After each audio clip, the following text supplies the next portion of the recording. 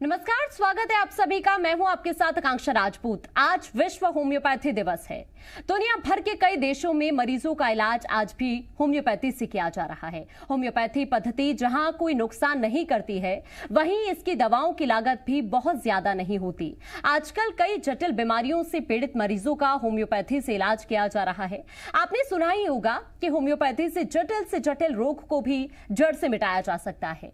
इसी विषय पर बात करने के लिए आज हमारे साथ हैं होम्योपैथी के जाने माने डॉक्टर और आयुष मंत्रालय के केंद्रीय होम्योपैथिक अनुसंधान परिषद के सदस्य डॉक्टर ए.के. द्विवेदी। डॉक्टर साहब, स्वागत है आपका हमारे इस खास शो में। चर्चा को आगे बढ़ाएंगे, लेकिन उससे पहले नमस्कार, धन्यवाद। होम्योपैथी का इलाज ले चुके कुछ लोगों की प्रतिक्रिया को आप सुनिए। पोस्टेज की समस्या थी, इसलिए मैं डॉक्टर साहब ए.के. द्विवेदी जी के इलाज चल रहा है। 1 महीने से विगत मेरे को इलाज चला और पोस्टेज में काफ़ी मेरे को आराम हुआ और पूर्णतः से पोस्टेज खत्म हो गया 1 महीने के अंदर और होम्योपैथिक इलाज करवाना चाहिए, मेरी तो ये राय है। हर दिन मुझे जब एलर्जी होती थी तो 10 से 20-25 तक छींकें आती थी, रुकती नहीं थी। इस कारण मैं बहुत परेशान हो गई थी। पर सर की जब मैंने दवा चालू करी तो उसके महीना भर के अंदर ही मुझे 50% रिलीफ मिल गया था। और फिर धीरे मैंने सर की दवाई करीबन 1.5 साल तक कंटिन्यू रखी और अब दवाई बंद करके भी मुझे 2 साल होने आए, पर वो प्रॉब्लम मुझे अभी तक फिर नहीं हुआ है। मैं सभी से यही करूँगी कि किसी भी प्रॉब्लम में आप ये ना सोचें कि ये समस्या खूब बड़ी है। आप होम्योपैथी सेंटर जाएँ और अपना निदान करें, आप तुरंत स्वस्थ होंगे। और अब चर्चा की शुरुआत करते हैं। Doctor A K. द्विवेदी देश भर में बोन मैरो की बीमारी के सबसे बेहतरीन डॉक्टर हैं। डॉक्टर साहब, आपसे सबसे पहले हम जानने की कोशिश करेंगे, आपके मन में इस बीमारी पर काम करने का ख्याल कैसे आया? जी मैडम, ऐसा है कि लोग इस बीमारी से काफ़ी पीड़ित थे और लोगों को कहीं इसका समुचित इलाज नहीं मिल पा रहा था। लोगों को ऐसा लगता था कि उनको अप्लास्टिक एनीमिया हो गई या बोन मैरो का डिसऑर्डर्स हो गया तो उसके लिए अस्पताल में भर्ती करके ब्लड लगवा लेना या प्लेटलेट लगवा लेना, यही इसका एकमात्र इलाज है। जबकि वास्तविकता ऐसा नहीं है। केवल ब्लड लगा लेना या प्लेटलेट लगा लेने से उसकी समस्या का समाधान नहीं हो रहा था। वह तो केवल एक क्षणिक समाधान था, थोड़े समय के लिए था। ऐसे कई मरीज मेरे पास आने लगे और मुझे ये बताने लगे कि उनको डॉक्टरों के द्वारा बोन मैरो ट्रांसप्लांट का बताया गया और बोन मैरो ट्रांसप्लांट कराना हर किसी के बस की बात नहीं थी, बहुत महंगा सॉल्यूशन था और हर शहर में बोन मैरो ट्रांसप्लांट हो भी नहीं पाता है। तो इसलिए वो समस्या उनकी बड़ी जटिल हो गई थी। ऐसे काफ़ी सारे पेशेंट परेशान थे। ऐसा ही एक पेशेंट मेरे पास आया जिसको ब्लीडिंग हो रही थी अपर पैलेट से और उसको डॉक्टरों द्वारा यह बताया गया कि उसका जो ये परेशानी है ये ठीक ही नहीं होगी, क्योंकि उसको अप्लास्टिक एनीमिया नामक बीमारी हो गई और इस बीमारी का कोई इलाज ही नहीं होता है। उसका प्लेटलेट काफ़ी कम हो गया था और हीमोग्लोबिन काफ़ी कम हो गया था और ब्लीडिंग कंटिन्यू थी। जब मैंने उसको होम्योपैथिक ट्रीटमेंट दिया तो होम्योपैथी ट्रीटमेंट लेने से उसका 1 दिन में ही ब्लीडिंग ठीक हो गया। तो मुझे लगा ऐसे मरीजों के लिए क्यों ना काम किया जाए। होम्योपैथी में इतनी अच्छी दवाइयां हैं जो किसी भी ट्रीटमेंट से ठीक नहीं हो पाता है, उसको हम होम्योपैथी से ठीक करने का प्रयास कर रहे हैं। तो इसके लिए हमने होम्योपैथी ट्रीटमेंट स्टार्ट किया और उसके बहुत ही सकारात्मक रिजल्ट हमको देखने के लिए मिले। जी डॉक्टर साहब, आपसे हम जानने की कोशिश करेंगे अप्लास्टिक एनीमिया और साधारण एनीमिया में क्या फर्क है और इसके लक्षण क्या कुछ होते हैं? मैडम, अप्लास्टिक एनीमिया और साधारण एनीमिया में बहुत सारा अंतर है। आपने बहुत अच्छा प्रश्न किया। एनीमिया मतलब लोगों को यह लगता है कि हीमोग्लोबिन की कमी हो जाना या खून की कमी हो जाना, जिसको हम साधारण तौर पे एनीमिया बोलते हैं, वो एनीमिया होता है। लेकिन अप्लास्टिक एनीमिया बहुत गंभीर तरह की समस्या है। अप्लास्टिक एनीमिया का मतलब होता है कि शरीर में बोन मैरो का डिसऑर्डर्स हो जाना और बोन मैरो के डिसऑर्डर्स के कारण उसको प्लेटलेट का प्रोडक्शन बंद हो जाना और प्लेटलेट्स जो शरीर में रहते हैं उसका तेजी से डिस्ट्रक्शन हो जाना। तो अप्लास्टिक एनीमिया मतलब प्लास्टिक मतलब प्रोडक्शन होना और अप्लास्टिक मतलब उसका प्रोडक्शन होना बंद हो जाना। तो हमारे शरीर में अगर प्लेटलेट का प्रोडक्शन बंद हो जाएगा तो शरीर कैसे चलेगा? हमारे शरीर को जिंदा रहने के लिए 1.5 लाख प्लेटलेट्स मिनिमम चाहिए ही चाहिए। अगर प्लेटलेट कम हो जाएगा तो ब्लीडिंग होने लगेगा, और ब्लीडिंग होने लगेगा तो व्यक्ति परेशान हो जाएगा। तो केवल आपका अगर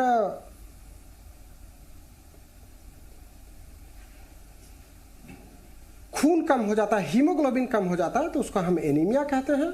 और अगर हीमोग्लोबिन के साथ साथ प्लेटलेट्स की कमी हो जाना, या आरबीसी की कमी हो जाना, या डब्ल्यूबीसी की कमी हो जाना, अगर तीनों सेल्स की कमी हो जाती है तो उसको हम पैनसाइटोपेनिया बोलते हैं।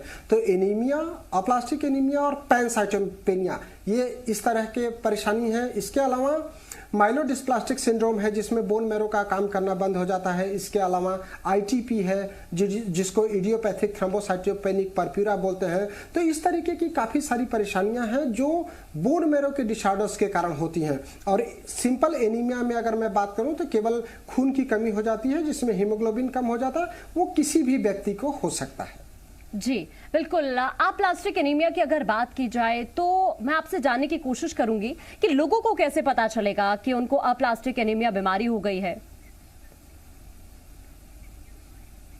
जी, लोगों को कैसे पता चलेगा, ये तो बहुत ही बढ़िया प्रश्न है। लोगों को इस तरीके से पता चलेगा कि अगर उनको उनका दैनिक कार्य करते हुए जो डेली रूटीन का कार्य है वो कर रहे हैं, और उसके साथ साथ उनको कमजोरी हो रही है, थकान आ रहा है, दम भर रहा है, श्वास लेने में परेशानी हो रही है, या अपना काम करते हुए वो बहुत ज़्यादा थक जा रहे हैं, बीमार पड़ जा रहे हैं, बार बार बुखार आ जा रहा है, तो उनको डॉक्टर के पास जाना पड़ेगा, जाँच कराना पड़ेगा। बहुत ही सिंपल सी जाँच है, CBC कंप्लीट ब्लड काउंट, जिसमें हम जब जांच कराते हैं तो उसमें हीमोग्लोबिन, प्लेटलेट्स, आरबीसी, डब्ल्यूबीसी सारा दिख जाता है। जब हम पाते हैं कि प्लेटलेट्स कम हो गया तो उसके बाद और दूसरी जांच है जिसमें बोन मैरो टेस्टिंग होती है। बोन मैरो टेस्टिंग से ही पता चलेगा कि ये बीमारी अप्लास्टिक एनीमिया है या दूसरी कोई समस्या है। अगर हमारे आरबीसी, डब्ल्यूबीसी और प्लेटलेट्स नॉर्मल है, केवल हीमोग्लोबिन कम हुआ है, तो वो एनीमिया होता है।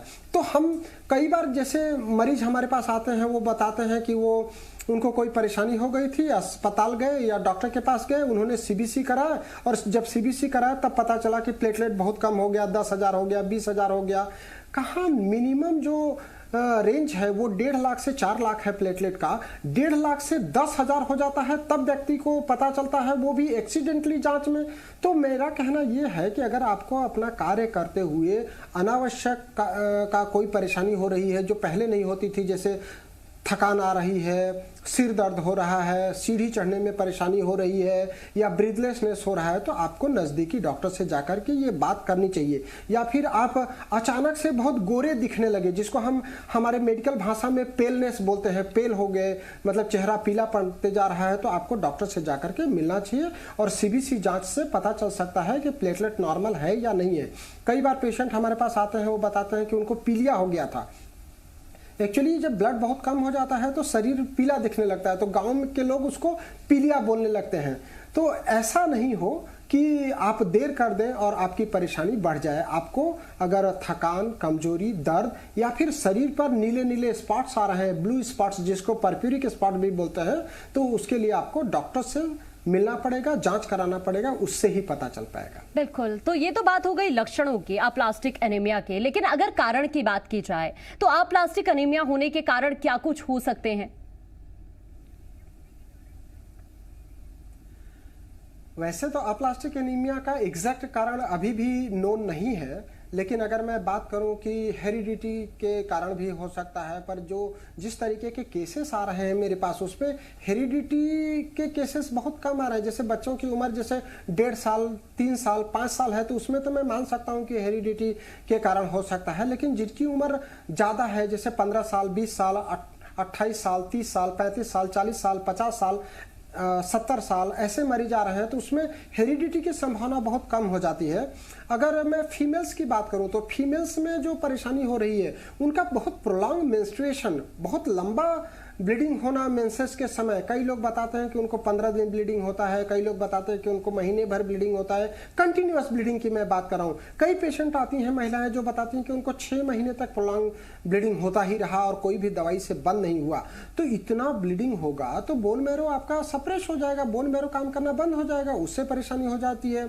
अगर मैं छोटे बच्चों की बात करूं तो छोटे बच्चों में जिनको एपिस्टेक्सिस होती है, नाक से ब्लीडिंग आती है, वो एक रीजन बनता है। कंटिन्यूअस नाक से ब्लीडिंग होती है और उनको समझा दिया जाता है कि जब ये बच्चा बड़ा होगा तो अपने आप ही ये समस्या खत्म हो जाएगी। अपने आप वो समस्या खत्म नहीं होती है, तो वो एक बीमारी का कारण बनता है। ऐसे ही अगर मैं बुजुर्गों में बात करूं, जो उम्र दराज लोग हैं, उनको कॉन्स्टिपेशन रहता है। कॉन्स्टिपेशन से ब्लीडिंग पाइल हो जाती है और ब्लीडिंग पाइल से वो ब्लड धीरे धीरे स्टूल में जाते रहता है और व्यक्ति को पता नहीं चलता है।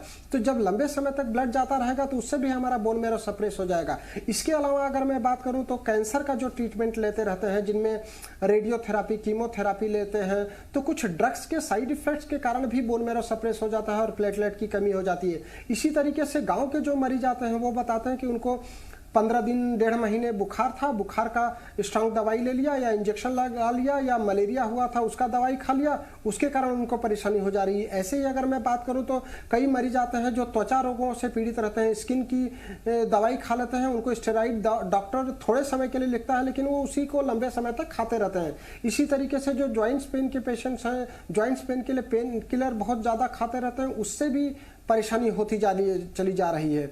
तो कहने का मतलब ये है कि कोई भी ट्रीटमेंट आप सेल्फ मेडिकेशन के तौर पे नहीं लीजिए। अगर बुखार आता है तो डॉक्टर को दिखा करके ही दवाई का सेवन करिए।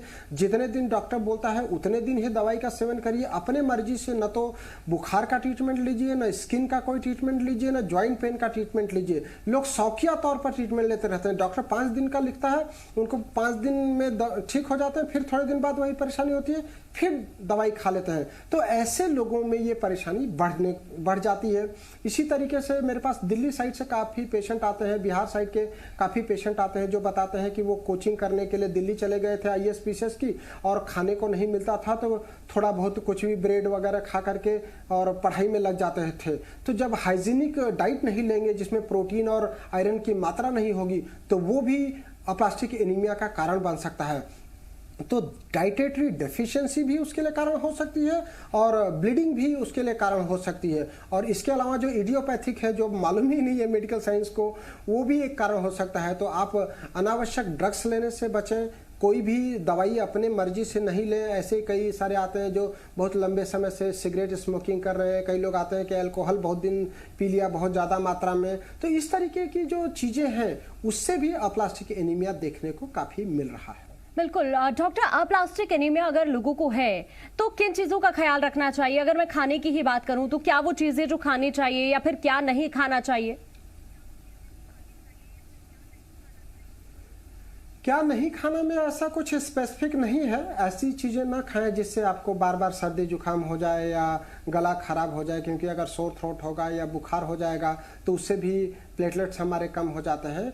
खाने का बहुत सारा है, उनको खाने का विशेष ध्यान रखना चाहिए। ऐसे पदार्थों का सेवन करना चाहिए जिसमें प्रोटीन की मात्रा ज़्यादा हो। ऐसे पदार्थों का सेवन करना चाहिए जिसमें आयरन की मात्रा ज़्यादा हो। जैसे अगर मैं वेजिटेरियंस की बात करूं तो उनको बादाम खाना चाहिए, पनीर खाना चाहिए, पालक खाना चाहिए, पिंड खजूर खाना चाहिए, गुड़ खाना चाहिए, किशमिश, मुनक्का, अंजीर। ऐसे ही हमारे अगर नॉन वेजिटेरियन की बात करूं तो उनको मछली खाना चाहिए, फिश लेना चाहिए, एग्स लेना चाहिए। तो कहने का मतलब ये है कि जो हमारा डाइट है उसमें आयरन और प्रोटीन की मात्रा बहुत ज़रूरी है। इसी के साथ साथ कैल्शियम, कोबाल्ट से रिलेटेड चीज़ें खाना चाहिए। विटामिन सी में आप आंवला ले सकते हैं, आंवला कैंडी या आंवले का मुरब्बा खा सकते हैं। जैसे अभी गर्मी का सीज़न है तो गर्मी के सीज़न में सत्तू आता है, सत्तू में चना रहता है तो सत्तू का सेवन कर सकते हैं। सत्तू गुड़ के साथ खा सकते हैं, सत्तू का शरबत पी सकते हैं। इसी तरीके से अभी गर्मी में बेल आता है तो बेल का शरबत पी सकते हैं। इसी तरीके से वाटरमेलन गर्मियों में मिलता है तो वाटरमेलन खूब खा सकते हैं। ऐसे फ्रूट्स जो लाल कलर से दिखते हैं, लाल कलर से दिखेंगे तो उससे हमारा हीमोग्लोबिन बढ़ेगा। ऐसी सभी फ्रूट्स और ऐसी डाइट का प्रयोग किया जा सकता है। बिल्कुल डॉक्टर, अगर बात की जाए तो आप होम्योपैथी पद्धति के जरिए कब से अपलास्टिक एनीमिया का इलाज कर रहे हैं और अभी तक कितने लोग ठीक हो चुके हैं? मैडम, मैं जो काम कर रहा हूँ इसमें लगभग 22 साल हो गया है, 22 साल के लगभग हो गया है और मोर देन 100 पेशेंट्स तो ठीक हो ही गए होंगे। और हजारों मरीजों का ट्रीटमेंट अभी भी चल रहा है। एक्चुअली पेशेंट को ठीक होने में एक निश्चित समय लगता है। ऐसी कोई बीमारी नहीं है कि 2 दिन 4 दिन या महीने भर में प्लास्टिक एनीमिया ठीक हो जाएगा। एक पेशेंट को ठीक होने में साल, 1.5 साल, 2 साल लग जाता है। धीरे धीरे उसमें ब्लड बनने लगता है, धीरे धीरे उसके शरीर में प्लेटलेट बनने लगता है। शुरू में हमको होम्योपैथिक दवाई के साथ उसको ब्लड चढ़ाने और प्लेटलेट चढ़ाने की सलाह देनी पड़ती है। कई बार मरीजों को एडमिट होना पड़ता है। हमारे पास एक्चुअली जो मरीज पहुंचता है तो काफ़ी सीरियस स्टेज में हो जाता है, तब पहुंचता है। कई मरीज तो ऐसे आते हैं जो पूरे देश के एम्स में, पीजीआई में, सीएमसी वेल्योर में एडमिट होते हैं और वहां से जवाब दे दिया जाता है, या फिर उनका प्लेटलेट 2000, 5000 हो जाता है, मुंह से ब्लीडिंग होने लगती है, नाक से ब्लीडिंग होने लगती है। उस कंडीशन में हमारे पास पहुंचते हैं। तो ऐसे कंडीशन में जब पेशेंट आते हैं तो मेरी सलाह रहती है उनको कि आप अस्पताल में एडमिट करते हुए ही होम्योपैथिक दवाइयों का सेवन करें। और अस्पताल में एडमिट करते हुए ही जब उनको होम्योपैथिक दवाई दी जाती है तो धीरे धीरे उनका जो ब्लीडिंग है वो कम होने लगता है। जब ब्लीडिंग कम हो जाएगा तो आधी समस्या हमारी ऐसे ही सॉल्व हो जाती है, क्योंकि रोज ब्लड चढ़ाएगा, रोज ब्लीडिंग हो जाती है प्लेटलेट की कमी के कारण, जो जल्दी रुकता नहीं है। जैसे ही ब्लीडिंग रुक जाती है तो होम्योपैथिक दवाइयाँ और ज़्यादा अच्छा उसको काम करती है और धीरे धीरे उसकी परेशानी कम होने लगती है। और काफ़ी सारे ऐसे पेशेंट्स हैं जो नॉर्मल जीवन व्यतीत कर रहे हैं, ठीक होने के बाद न तो होम्योपैथी दवाई ले रहे हैं, न कोई दूसरी चिकित्सा पद्धति की दवाइयां ले रहे हैं और अपना जीवन यापन पूरी तरह से नॉर्मल जी पा रहे हैं। ऐसे मरीज ठीक हो गए जिनको डॉक्टर ने बोला था कि आप शादी ही मत करिए, तो आज वो भी एकदम ठीक हो गए हैं, शादी हो गई, बच्चे हो गए। ऐसे पेशेंट्स हैं। बॉम्बे में एक पेशेंट थी जो फिल्म मेकर की फिल्म जो बनाते हैं आर्टिस्ट, उनका मेकअप आर्टिस्ट थी, तो उसको डॉक्टर ने बोल दिया था कि आप 6 महीने से ज़्यादा जिंदा ही नहीं रहेंगे। आज उसको ठीक हुए 2 साल हो गया और मुझसे कांटेक्ट में भी हैं उसके घर के लोग। कोई परेशानी नहीं है, किसी भी प्रकार की कोई ब्लीडिंग नहीं है। तो ठीक होने में थोड़ा समय लगता है। बहुत सारे पेशेंट ऐसे हैं जो ठीक हो गए और पूरी तरह से अपना नॉर्मल जीवन यापन कर रहे हैं और किसी भी प्रकार की दवाइयों की अब उनको ज़रूरत भी नहीं पड़ रही। डॉक्टर साहब, जानना चाहेंगे कि अप्लास्टिक एनीमिया के इलाज में लगभग कितना समय लग जाता है और खर्च कितना आता है? अभी मैंने बताया था आपको कि अप्लास्टिक एनीमिया में ट्रीटमेंट में काफ़ी समय लगता है। ट्रीटमेंट जो है डिसीज के स्टेज और एज के ऊपर भी निर्भर करता है। वो किस उम्र का मरीज है, उस पर दवाई कैसा सूट करेगी, जब उसके शरीर में जाएगा उस पर ही डिसाइड होता है। उसके बोन मैरो पर दवाई कितना सूट होगी उसके ऊपर बहुत ज़्यादा डिपेंड करता है। एक्चुअली हमारे शरीर में बोन मैरो होता है और बोन मैरो का जो प्रोडक्शन है उसमें रेड बोन मैरो और येलो बोन मैरो होता है। तो रेड बोन मैरो का जो प्रोडक्शन होता है वो 20 साल से 40 साल में काफ़ी अच्छा होता है, लेकिन 40 साल के बाद रेड बोन मैरो कम होते चले जाता है और उसकी जगह हड्डियों में येलो बोन मैरो हो जाता है। तो जैसे उम्र ज़्यादा रहेगी तो समय ज़्यादा लगेगा। कम उम्र का मरीज है तो वो जल्दी ठीक हो सकता है। और खर्च की अगर मैं बात करूं तो खर्च बहुत कम लगता है। अगर मरीज को महीने में 8 बार या 4 बार ब्लड और प्लेटलेट चढ़ाना पड़ा तो अस्पताल में जितना 1 बार 2 बार का ब्लड चढ़ाने का खर्चा लग जाता है उतने में तो उसको महीने भर की होम्योपैथी दवाई आ जाती है। तो खर्च अगर दूसरी चिकित्सा पद्धतियों की तुलना में बात करें तो बहुत ही कम लगता है। हालांकि बीमारी गंभीर है, दवाइयों की मात्रा बहुत ज़्यादा लगती है तो थोड़ा चार्जेस तो लगता है। आजकल कंपनियों ने काफ़ी ज़्यादा चार्जेस बढ़ा दिया है। होम्योपैथी में भी काफ़ी महंगी दवाइयाँ आने लगी और कोरोना के बाद तो और भी कंपनियों ने चार्जेस बढ़ा दिया, तो थोड़ा सा चार्जेस तो लग सकता है। बिल्कुल। तो ये बात हो गई खर्च की और समय की। तो क्या अप्लास्टिक एनीमिया ठीक होने के बाद भी दोबारा हो सकता है? क्योंकि आम लोगों के जहन में भी ये सवाल कई बार उठता है। ऐसा कोई केस देखने को तो अभी नहीं आया। मेरे जितने भी केस थे 20 साल पहले भी जो ठीक हो चुके हैं वो भी हमारे कांटेक्ट में है। मतलब 20 साल का मेरे पास डाटा है और सारा जो केसेस हैं वो यूट्यूब पे भी डले हुए हैं। उन पेशेंट्सों की लाइव जो रिकॉर्डिंग है वो हमारे यूट्यूब चैनल पे है। डॉक्टर ए के द्विवेदी होम्योपैथी पर जा करके कोई भी यूट्यूब पर देख सकता है। डॉक्टर ए के द्विवेदी इंदौर या डॉक्टर ए के द्विवेदी होम्योपैथी पर जा करके यूट्यूब पर देख सकता है। काफ़ी सारे पेशेंट जो ठीक हो गए हैं, जिन्होंने रेगुलर दवाई लिया है और हमारे सलाह के बाद बंद किया है। कई मरीज तो क्या करते हैं कि दवाई थोड़े दिन खाते हैं, जब अच्छा लगने लगता है तो बीच में ही छोड़ देते हैं। पूरी तरह से वो ठीक हुए नहीं रहते हैं और बीच में गैप मार देते हैं या छोड़ देते हैं। तो उनको हो सकता है, अगर आप प्रॉपर ट्रीटमेंट नहीं लेंगे तो बार बार होता रहेगा। तो आपको सबसे ज्यादा जरूरी है कि ट्रीटमेंट कब तक लेना है और डॉक्टर सलाह के बाद ही उसको ग्रेजुअली बंद करना है। अगर आप सडनली बंद कर देंगे तो वापस हो जाएगा।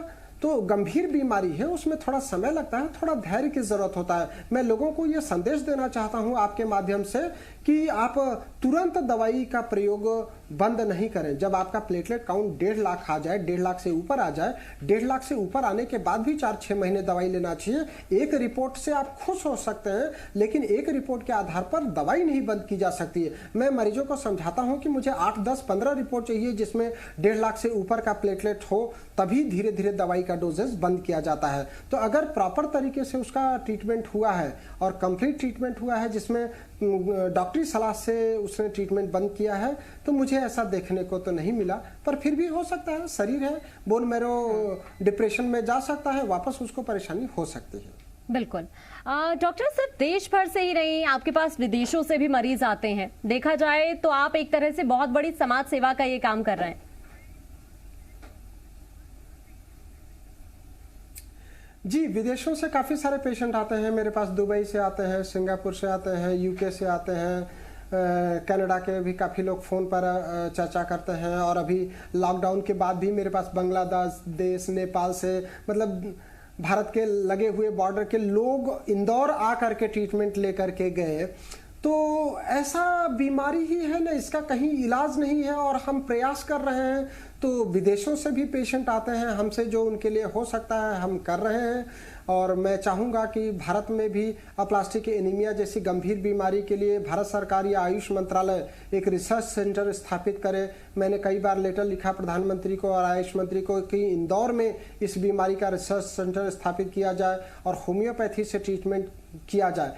मैं कई बार जेपी नड्डा जी जब हेल्थ मिनिस्टर थे तो उनसे भी बात किया था कि एम्स के काफ़ी मेरे पेशेंट आते हैं, तो एम्स में ही होम्योपैथी ट्रीटमेंट उनको साथ में दिया जाए। लोगों में ये गलत भावना है, गलत संदेश है कि एलोपैथी दवाई के साथ होम्योपैथी नहीं ली जा सकती है। ऐसा नहीं है। मैं तो कई सारे पेशेंट आते हैं जिनको उनका एलोपैथिक ट्रीटमेंट चलने देता हूँ, साथ में होम्योपैथिक दवाई देता हूँ और बहुत अच्छा रिजल्ट आता है। कोई भी ट्रीटमेंट अगर कोई मरीज ले रहा है तो उसको तुरंत बंद नहीं किया जा सकता है। आज आप देखिए कोरोना के टाइम में सभी लोग इंटीग्रेटेड ट्रीटमेंट की बात कर रहे हैं। इंटीग्रेटेड और होलिस्टिक ट्रीटमेंट होम्योपैथी के बगैर संभव ही नहीं है। तो होम्योपैथिक ट्रीटमेंट जो है वो किसी भी अन्य ट्रीटमेंट के साथ भी दिया जा सकता है, उससे और बेहतर रिजल्ट मिलता है। मैं इंटीग्रेटेड ट्रीटमेंट पे काफ़ी सालों से काम कर रहा हूं। जैसे पेशेंटों को मैं ब्रीदिंग एक्सरसाइज बताता हूं, कुछ योग बताता हूं, प्राणायाम बताता हूं। अगर आपके शरीर में ऑक्सीजन, हीमोग्लोबिन और खून की कमी हो रही है, तो प्लेटलेट की कमी हो रही है, तो आपको कमजोरी लगता है, तो ब्रीदिंग एक्सरसाइज करना चाहिए। जितना ऑक्सीजन आपके शरीर में रहेगा उतना ताकत रहेगा। तो मैं लोगों को होम्योपैथिक ट्रीटमेंट के साथ साथ खान पान भी बताता हूँ, लोगों को यौगिक क्रियाएं कराता हूँ, ब्रीदिंग एक्सरसाइज कराता हूँ, जिससे वो और जल्दी ठीक हो पाते हैं। अन्य लोगों को, अन्य चिकित्सकों को भी ऐसा करना चाहिए। Doctor A K. द्विवेदी जी, बहुत शुक्रिया आपका। आप हमारे साथ जुड़े और होम्योपैथी को लेकर जो लोगों के जहन में भी सवाल थे, आपने उनका भी जवाब दिया। थैंक यू, धन्यवाद, नमस्कार। बिल्कुल। तो अभी आपने सुना डॉक्टर ए.के. द्विवेदी को, वो तमाम सवालों के जवाब देते हुए नजर आए जो कई बार होम्योपैथी दवाओं को लेकर आपके जहन में भी उठते हैं। और वाकई अब आपको भी जागरूक होने की जरूरत है, क्योंकि लोगों के मन में बहुत बार ये भी सवाल रहता है कि बहुत समय लग जाता है जब आप होम्योपैथी का इलाज लेते हैं। तो उन्हीं सवालों का जवाब दे रहे थे अभी डॉक्टर साहब।